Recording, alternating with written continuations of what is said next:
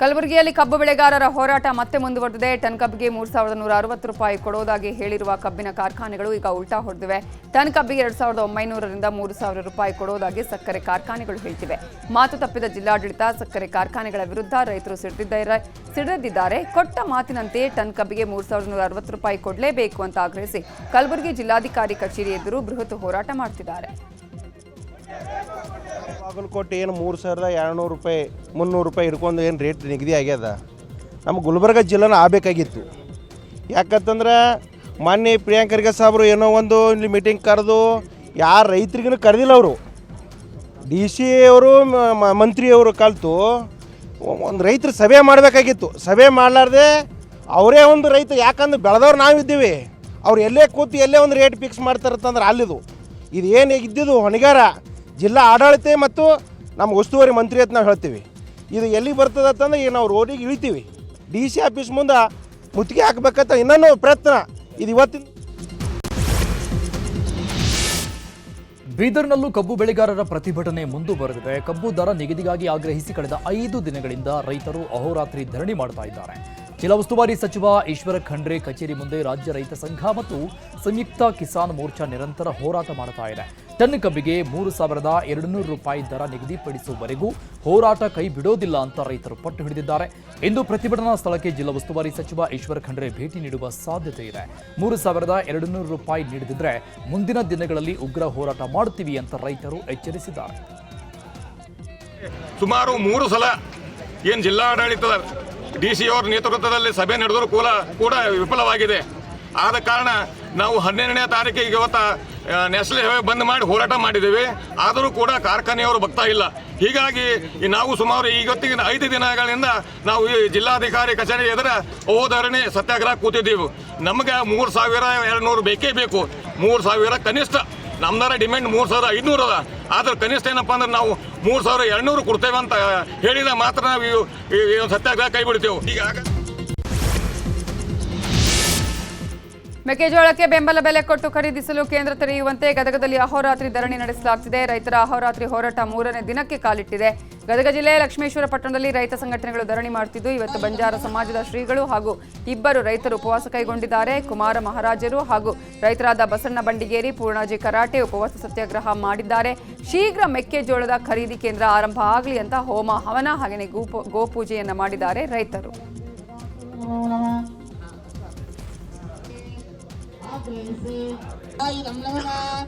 ಮೆಕ್ಕೆಜೋಳದ ಖರೀದಿ ಕೇಂದ್ರ ತೆರೆಯಲು ಆಗ್ರಹಿಸಿ ನಾಳೆ ಹೊನ್ನಾಳಿ ನ್ಯಾಮತಿ ಬಂದ್ಗೆ ಕರೆ ನೀಡಲಾಗಿದೆ. ಬಂದ್ ಕುರಿತು ದಾವಣಗೆರೆಯ SP ಉಮಾ ಪ್ರಶಾಂತ್ ಮಾತನಾಡಿ, ಬಿಜೆಪಿ ಘಟಕದಿಂದ ಬಂದ್ಗೆ ಕರೆ ನೀಡಲಾಗಿದೆ.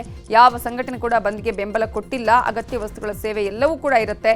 ಒತ್ತಾಯ ಪೂರ್ವಕವಾಗಿ ಬಂದ್ ಮಾಡಿಸಿದ್ರೆ ಕಾನೂನು ರೀತಿ ಕ್ರಮ ಕೈಗೊಳ್ಳಲಾಗುತ್ತೆ ಅಂತ ಹೇಳಿದ್ದಾರೆ.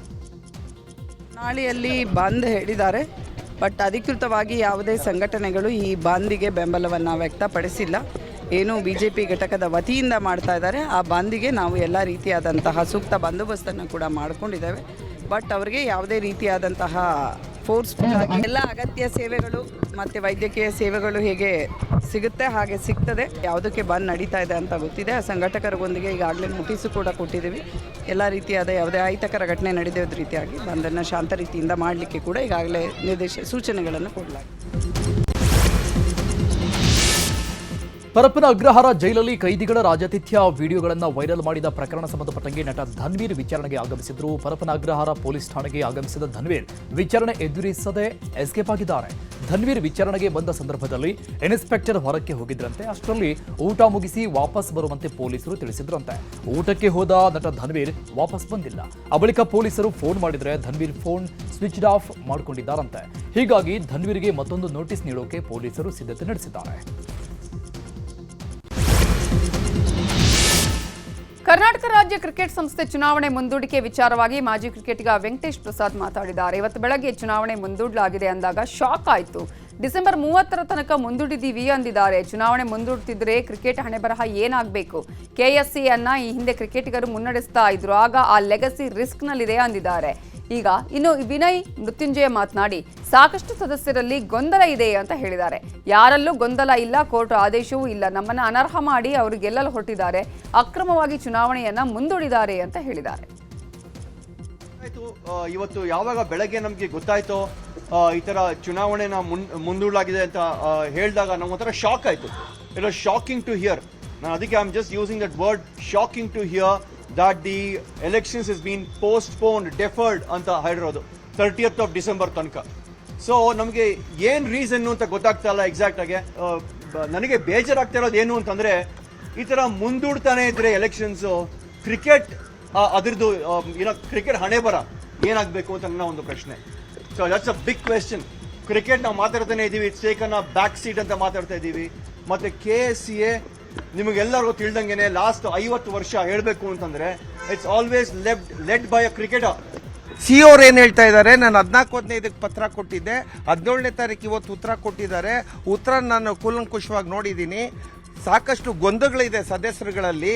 ನೀವು ಗೊಂದಲಗಳನ್ನು ನಿವಾರಣೆ ಮಾಡಿ, ಆ ಗೊಂದಲಗಳ ನಿವಾರಣೆ ಆದ್ಮೇಲೆ ನಾನು ಚುನಾವಣೆ ನಡೆಸ್ತೀನಿ ಅಂತ ಹೇಳಿರೋದು. ದಯವಿಟ್ಟು ನೋಡಿ, ಅಲ್ಲೇ ಹಾಕಿದ್ದಾರೆ ನೋಟಿಸ್ ಬೋರ್ಡಲ್ಲಿ.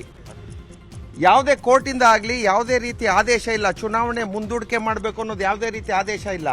ಇದೇನು ಚುನಾವಣೆ ಮುಂದೂಡಿಕೆ ಮಾಡ್ತಾ ಇದ್ದಾರೆ, ಅಕ್ರಮವಾಗಿ ಮಾಡ್ತಾ ಇದ್ದಾರೆ. ಈಗ ಕ್ರೈಮ್ ಸುದ್ದಿಗಳನ್ನು ನೋಡೋಣ. ಚಲನಚಿತ್ರ ನಟಿಗೆ ಲೈಂಗಿಕ ಕಿರುಕುಳ ಕೊಟ್ಟ ವಿಚಾರವಾಗಿ ಉದ್ಯಮಿ ಅರವಿಂದ್ ವೆಂಕಟೇಶ್ ರೆಡ್ಡಿ ಸುದ್ದಿಗೋಷ್ಠಿ ನಡೆಸಿ ಆರೋಪವನ್ನ ಅಲ್ಲಗಳೆದ್ರು. ನಾನು ಕಿರುಕುಳ ಕೊಡ್ತಿದ್ದೀನಿ ಅಂತ ಆರೋಪ ಮಾಡಿದ್ದಾರೆ. ಅದಕ್ಕಾಗಿ ನನ್ನ ಕಡೆಯಿಂದ ಸ್ಪಷ್ಟನೆ ಕೊಡ್ತಿದ್ದೇನೆ. 2 ವರ್ಷದ ಹಿಂದೆ ಸಂಬಂಧ ಮುರಿದಿದೆ. ಅವರು ನನ್ನ ಮೇಲೆ ಅಲಿಗೇಷನ್ ಮಾಡಿರೋದು ಶಾಕ್ ಆಗಿದೆ. 2 ವರ್ಷ ಕಾಂಟ್ಯಾಕ್ಟ್ ನಲ್ಲಿ ಇರದೆ ಇರುವ ವ್ಯಕ್ತಿಯ ಜೊತೆಗೆ ನಾನ್ಯಾಕೆ ಕಿರುಕುಳ ಕೊಡ್ಲಿ? ಅವರು ಕೊಟ್ಟಿರುವ ಕಂಪ್ಲೇಂಟ್ ಪ್ರಕಾರ ಆಗಸ್ಟ್ನಲ್ಲಿ ಅವರ ಮನೆ ಓನರ್ ಹಾಗೂ ಅವರ ಫ್ರೆಂಡ್ ವೈಫ್ಗೆ ಲೆಟರ್ ಬರೆದಿದ್ದಾರಂತೆ. ನಾನು ಬರೆದಿರಬಹುದು ಅಂತ ಹೇಳಿ ಕಂಪ್ಲೇಂಟ್ ಕೊಟ್ಟಿದ್ದಾರಂತೆ. ಆದರೆ ಆಗ ನಾನು ಇಂಡಿಯಾದಲ್ಲಿ ಇರಲಿಲ್ಲ. ನಾನು ಬೆಂಗಳೂರಿಗೆ ಬರುವಾಗ ಅರೆಸ್ಟ್ ಮಾಡಿದ್ದಾರೆ ಅಂತ ಹೇಳಿದ್ರು. ಬೈದವನು ಅಲ್ಲ, ನಾನು ಯಾವತ್ತೂ ಯಾರಿಗೂ ಕಿರುಕುಳ ಕೊಟ್ಟವನು ಅಲ್ಲ, ನಾನು ಯಾವತ್ತೂ ಯಾರಿಗೂ ಒಂದು ರೂಡಾಗಿ ಮಾತಾಡೋನು ಅಲ್ಲ. ನನ್ನ ಸರ್ಕಲ್ಲು, ಇನ್ಫ್ಯಾಕ್ಟ್ ನನ್ನ ಸ್ಟಾಫು, ಇನ್ಫ್ಯಾಕ್ಟ್ ನನ್ನ ಮನೆ ಸ್ಟಾಫು, ಯಾರನ್ನ ಬೇಕಾದರೂ ಕೇಳ್ಕೊಳ್ಳಿ ನೀವು. ನಾನು ಇವತ್ತವರೆಗೂ ಯಾರನ್ನೂ ವಾಯ್ಸ್ ರೇಸ್ ಮಾಡಿ ಕೂಡ ಮಾತಾಡಲ್ಲ. ಆ್ಯಂಡ್ ಮೋಸ್ಟ್ ಇಂಪಾರ್ಟೆಂಟ್ಲಿ ನಿಮ್ಗೆ ಏನು ಹೇಳಬೇಕು ಅಂದರೆ, ಆ ಹುಡುಗಿ ನಮ್ಮ ಮಗು ಥರ ನೋಡ್ಕೊತಾ ಇದ್ದೆ. ಬಟ್ ಐ ಡೋಂಟ್ ನೋ ಯಾವತ್ತೂ ಯಾರು. ಕೊಪ್ಪಳ ಜಿಲ್ಲೆ ಯಲಬುರ್ಗಾ ತಾಲೂಕಲ್ಲಿ ನಡೆದಿರುವ ಗ್ಯಾಂಗ್ ರೇಪ್ ಪ್ರಕರಣದಲ್ಲಿ ರೇಪಿಸ್ಟ್ಗಳಿಗೆ ಸಹಾಯ ಮಾಡಿದ ಆರೋಪದಲ್ಲಿ ಇನ್ನೊಬ್ಬ ಆರೋಪಿಯನ್ನ ವಶಕ್ಕೆ ಪಡೆದಿದ್ದಾರೆ ಪೊಲೀಸರು. ಹುಮನಾಪುರದ ಎಮನೂರ ಅನ್ನೋರನ್ನ ವಶಕ್ಕೆ ಪಡೆದ ಪೊಲೀಸರು ಸ್ಥಳ ಮಹಜರು ಮಾಡಿದ್ದಾರೆ. ಕುಷ್ಟಗಿಯಲ್ಲಿ MSILನಲ್ಲಿ ಮದ್ಯ ಖರೀದಿಸಿ ಆ ಬಳಿಕ ಬಸ್ ನಿಲ್ದಾಣ ಬಳಿ ಎಗ್ ರೈಸ್ ಖರೀದಿಸಿದ ಆರೋಪಿಗಳನ್ನ ಕರೆದೊಯ್ದು ಮಹಜರು ಮಾಡಲಾಗಿದೆ. ಬಿಹಾರದಲ್ಲಿ ಹೊಸ ಸರ್ಕಾರ ರಚನೆಗೆ NDA ನಾಯಕರು ಸಜ್ಜಾಗಿದ್ದಾರೆ. ಬಿಹಾರದ ಮುಖ್ಯಮಂತ್ರಿ ನಿತೀಶ್ ಕುಮಾರ್ ರಾಜೀನಾಮೆ ಕೊಟ್ಟಿದ್ದಾರೆ. ಇದೇ ನವೆಂಬರ್ 20ರಂದು ನೂತನ CM ಪ್ರಮಾಣ ವಚನ ಕಾರ್ಯಕ್ರಮ ನೆರವೇರಲಿದ್ದು, ಈ ನಡುವೆ ತೇಜಸ್ವಿ ಯಾದವ್ ಅವರನ್ನ ವಿರೋಧ ಪಕ್ಷದ ನಾಯಕರನ್ನಾಗಿ ಆಯ್ಕೆ ಮಾಡಲಾಗಿದೆ. ದೆಹಲಿ ಕಾರು ಸ್ಫೋಟ ಪ್ರಕರಣದಲ್ಲಿ ಬಂಧಿಸಲಾಗಿದ್ದ ಆರೋಪಿ ಅಮೀರ್ ರಶೀದ್ ಅಲಿಯನ್ನ ಕೋರ್ಟ್ 10 ದಿನಗಳ ಕಾಲ NIA ಕಸ್ಟಡಿಗೆ ನೀಡಿ ಆದೇಶಿಸಿದೆ. ಅಮೀರ್ ರಶೀದ್ ಅಲಿಯನ್ನ ಇಂದು ಬೆಳಿಗ್ಗೆ ದೆಹಲಿಯ NIA ಕೋರ್ಟ್ಗೆ ಅಧಿಕಾರಿಗಳು ಹಾಜರುಪಡಿಸಿದರು. ವಿಚಾರಣೆ ನಡೆಸಿದ ನ್ಯಾಯಾಧೀಶರು ಹೆಚ್ಚಿನ ವಿಚಾರಣೆಗಾಗಿ ಕಸ್ಟಡಿಗೆ ಕೊಡಲಾಗಿದೆ. ದೆಹಲಿಯಲ್ಲಿ ವಾಯುಗುಣ ಮಟ್ಟ ತೀವ್ರ ಅಪಾಯ ಮಟ್ಟಕ್ಕೆ ಕುಸಿದಿದ್ದು, ಕಳೆದ 2 ರಿಂದ 3 ತಿಂಗಳಿಂದಲೂ ಇದೇ ರೀತಿ ಇದ್ದು, ಸರ್ಕಾರ ಏನೇ ಕ್ರಮ ಕೈಗೊಂಡರೂ ಗಾಳಿಯ ಗುಣಮಟ್ಟ ಸುಧಾರಿಸುತ್ತಿಲ್ಲ. ಕೆಮ್ಮು, ನೆಗಡಿ, ಶ್ವಾಸಕೋಶ ಸಮಸ್ಯೆಯಿಂದ ಬಳಲ್ತಾ ಇರುವವರ ಸಂಖ್ಯೆ ಹೆಚ್ಚಾಗ್ತಾ ಇದ್ದು, ಆರೋಗ್ಯ ತಜ್ಞರು ಕಳವಳ ವ್ಯಕ್ತಪಡಿಸಿದ್ದಾರೆ. 2 ದಿನಗಳ ಹಿಂದೆ ಉತ್ತರ ಪ್ರದೇಶದ ಸೋನಭದ್ರಾ ಜಿಲ್ಲೆಯಲ್ಲಿ ಕಲ್ಲು ಗಣಿಗಾರಿಕೆಯ ಒಂದು ಭಾಗ ಕುಸಿದಿತ್ತು. ರಕ್ಷಣಾ ಕಾರ್ಯಾಚರಣೆ ವೇಳೆ ನಿನ್ನೆ ಓರ್ವ ಕಾರ್ಮಿಕ ಶವವಾಗಿ ಪತ್ತೆಯಾಗಿದ್ದ. ಅವಶೇಷಗಳ ಅಡಿ 12ಕ್ಕೂ ಹೆಚ್ಚು ಕಾರ್ಮಿಕರು ಸಿಲುಕಿದ್ದಾರೆ. 2 ದಿನಗಳಿಂದ ನಿರಂತರವಾಗಿ ಶೋಧ ನಡೆಸ್ತಾ ಇದ್ರು. ಕಾರ್ಮಿಕರು ಎಲ್ಲಿ ಸಿಲುಕಿದ್ದಾರೆ ಎಂಬ ಸಣ್ಣ ಸುಳಿವು ಕೂಡ ಸಿಕ್ತಿಲ್ಲ.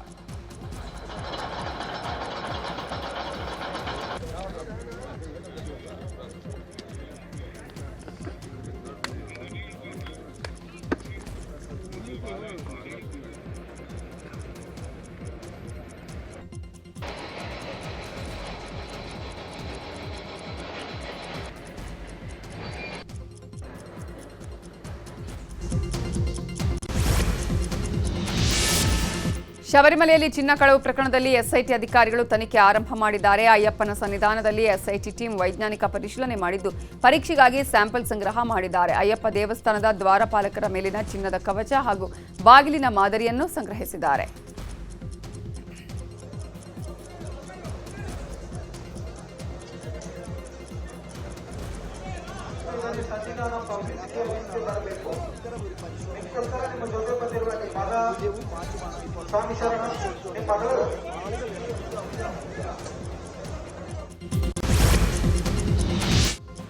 ಈಗ ವಿದೇಶದ ಪ್ರಮುಖ ಸುದ್ದಿಗಳನ್ನು ನೋಡೋಣ.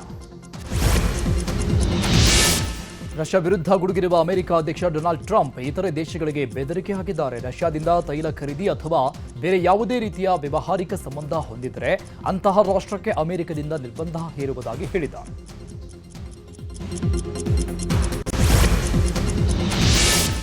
ಸೌದಿ ಅರೇಬಿಯಾದಲ್ಲಿ ಭೀಕರ ರಸ್ತೆ ಅಪಘಾತ ಸಂಭವಿಸಿದೆ. ಡೀಸೆಲ್ ಟ್ಯಾಂಕರ್ಗೆ ಬಸ್ ಡಿಕ್ಕಿ ಹೊಡೆದ ಪರಿಣಾಮ 42 ಮಂದಿ ಭಾರತೀಯರು ಸಜೀವ ದಹನವಾಗಿದ್ದಾರೆ. ಮೆಕ್ಕಾದಿಂದ ಮದೀನಕ್ಕೆ ಹೋಗ್ತಾ ಇದ್ದಾಗ ಮುಫರಿಹತ್ ಬಳಿ ದುರಂತ ಸಂಭವಿಸಿದೆ. ಮೃತರೆಲ್ಲರೂ ತೆಲಂಗಾಣ ಮೂಲದವರು. ಯಾತ್ರೆಗೆ ಹೋದವರು ದುರಂತ ಅಂತ್ಯ ಕಂಡಿದ್ದಾರೆ. ಇನ್ನು ಬಸ್ ದುರಂತಕ್ಕೆ ಪ್ರಧಾನಿ ನರೇಂದ್ರ ಮೋದಿ ಸಂತಾಪ ಸೂಚಿಸಿದ್ದಾರೆ. ಮೆಕ್ಕಾ ಯಾತ್ರೆಗೆ ತೆರಳಿದ ಬಸ್ಗೆ ಟ್ಯಾಂಕರ್ ಡಿಕ್ಕಿ ಹೊಡೆದ ಪ್ರಕರಣದಲ್ಲಿ ಹುಬ್ಬಳ್ಳಿ ಮೂಲದ ಯಾತ್ರಿ ಅಬ್ದುಲ್ ಗನಿ ಶಿರಹಟ್ಟಿ ಸಾವನ್ನಪ್ಪಿದ್ದಾರೆ. 52 ವರ್ಷದ ಅಬ್ದುಲ್ ಗನಿ ಹುಬ್ಬಳ್ಳಿಯ ಗಣೇಶ್ ಪೇಟೆ ನಿವಾಸಿಯಾಗಿದ್ದಾರೆ.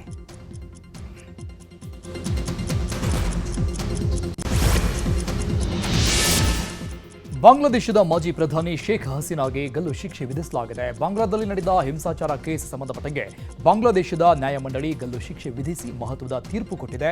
ವಿದ್ಯಾರ್ಥಿಗಳ ಮೇಲೆ ಬಲ ಪ್ರಯೋಗಕ್ಕೆ ಹಸೀನಾ ಕಾರಣ. ಮಾಜಿ ಪ್ರಧಾನಿ ಶೇಖ್ ಹಸೀನಾ ತಪ್ಪಿತಸ್ಥಿಯಾಗಿದ್ದಾರೆ.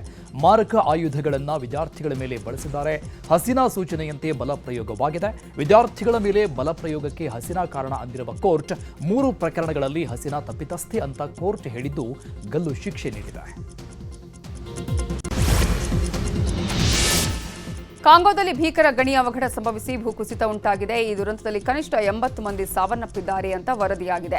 ರಿಪಬ್ಲಿಕ್ ಆಫ್ ಕಾಂಗೋದ ಲುವಾಲಬಾ ಪ್ರಾಂತ್ಯದ ತಾಮ್ರ ಮತ್ತು ಕೋಬಾಲ್ಟ್ ಗಣಿಯಲ್ಲಿ ಸೇತುವೆ ಕುಸಿದು ಈ ಘಟನೆ ನಡೆದಿದೆ.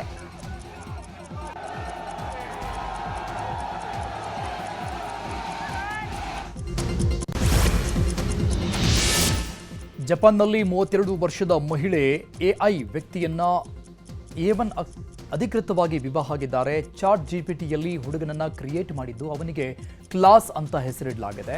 ಆ ಬಳಿಕ ಕ್ಲಾಸ್ ಪ್ರಪೋಸ್ ಮಾಡಿದ್ದು ಈಕೆ ಒಪ್ಕೊಂಡಿದ್ದಾಳೆ. ಕಳೆದ 3 ವರ್ಷದಿಂದ ಜೊತೆಗಿದ್ದ ಲವರ್ ಜೊತೆಗೆ ಬ್ರೇಕಪ್ ಮಾಡಿಕೊಂಡಿದ್ದಾಳೆ.